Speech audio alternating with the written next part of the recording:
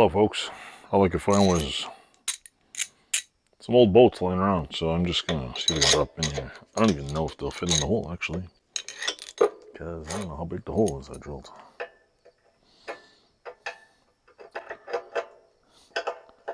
Yeah, Houston, that could be a problem. I think there's a hole big enough.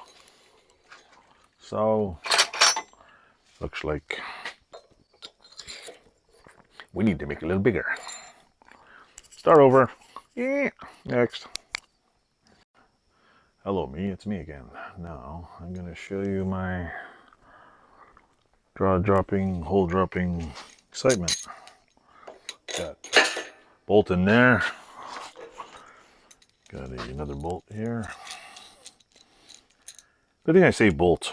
I mean, I don't save them because I collect them. I save them because I randomly have a use for them. It goes in there. And I got one for way over here. Other than that, 4 bolts. I drilled a hole. Got a few hitches. I had to drill the bolt hole a little bigger, but you know, it could be worse. Come on. There we go. Ta-da! The 4 bolts, or there's 2 on this side, 2 on the other side. They're both in place, and ta-da! Oh, now I'll just tighten them up, and we'll test out the bender. So, bender is bolted in place. I bought it bolted in place because I don't trust the 350-pound thing pushing on it. Like if you're pushing on it like this, I mean, it's gonna. This thing doesn't hit over here. It's perfect. So, thanks for watching, and we'll bend some metal soon. Hello YouTube. It's just me playing with my nuts. My nuts on my Diacro machine, I should say. Playing with nuts. Nuts. It's pretty nuts in here. I'm putting the nuts on the bottom. It's not very exciting, but you know, gotta pretend we're making progress, like as if it's, you know, the Titanic here. But yeah, basically I'm putting 4 nuts on the bottom, and this bender is free to be used. Not using much more than, I'm not putting a lot of pressure on it. I'm not trying to crack the base here or anything. I'm just taking my little thing here. It's not meant to be on here like super tight. It's just meant to hold it down. It's not a, I realize the top here is cast. It will not take a ton of pressure.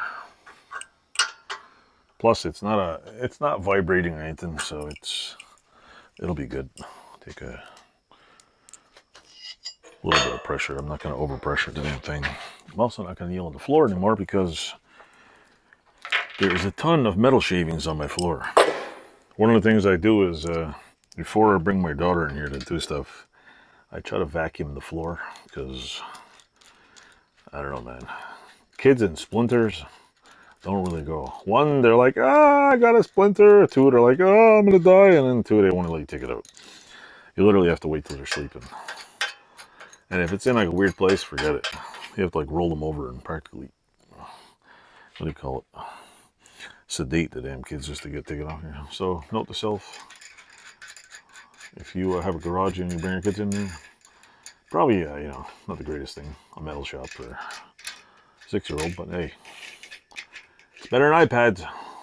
So yeah, this is what I'm doing. Just putting a couple little bolts in here and doing a little tighten, and there we go. Like I said in previous portions already, this bench is, the dimensions were taken off the Diacro webpage, and it's the dimensions of the bench they sell for the brand new, same thing, Diacro bender. So, yeah. This is the same size. I don't know if it's in the exact same location, but oh well. Anyway, thanks for watching. We'll get to bending soon. And don't forget to like, subscribe, and check out all the crazy people on the bottom. Thanks. And merch.